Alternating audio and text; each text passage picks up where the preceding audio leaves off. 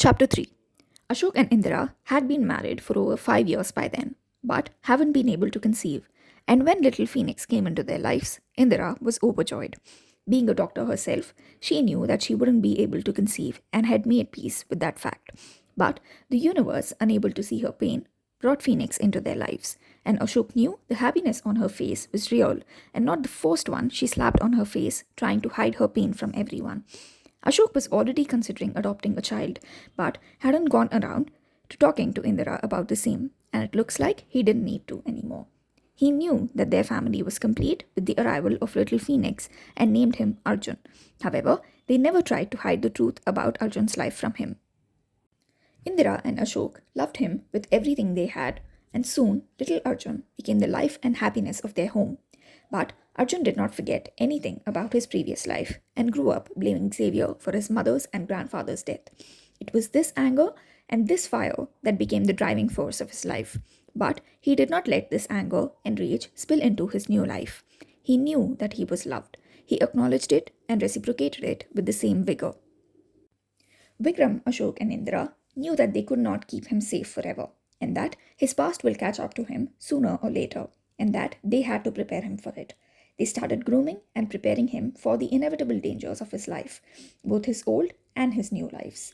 Vikram and Ashok taught him business, politics, and most importantly, how to separate his personal and professional life, so that one does not overpower the other. He was smart and observant, the kind when nothing escapes his eye. It was like he was a walking scanner.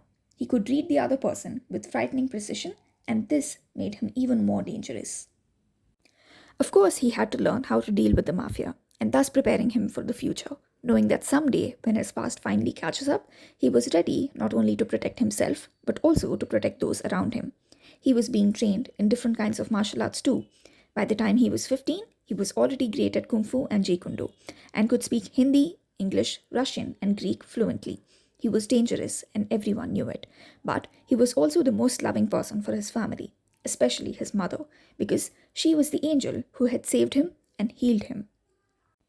The family kept Xavier posted with all the details about Arjun and his life, and even asked him to come and meet Arjun and try to forge their bond again. But Xavier never tried to meet his son.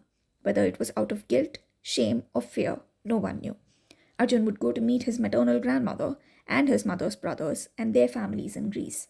Ashok and Indira made sure that Arjun never had to forget his old life just because he was their son now. They showered him with so much love that he didn't have to choose one over the other. He grew up knowing he was loved, accepted, and appreciated for who he was, and grew into a wonderful person.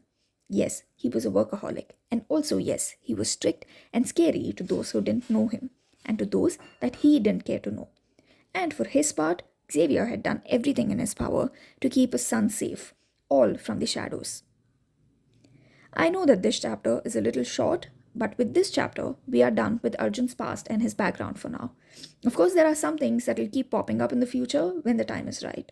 I hope you all like this chapter, and do leave your feedback in the comment section below. Thank you so much for all your support, and meet you all next week with another chapter. Until then, take care, stay safe, stay healthy. Bye bye.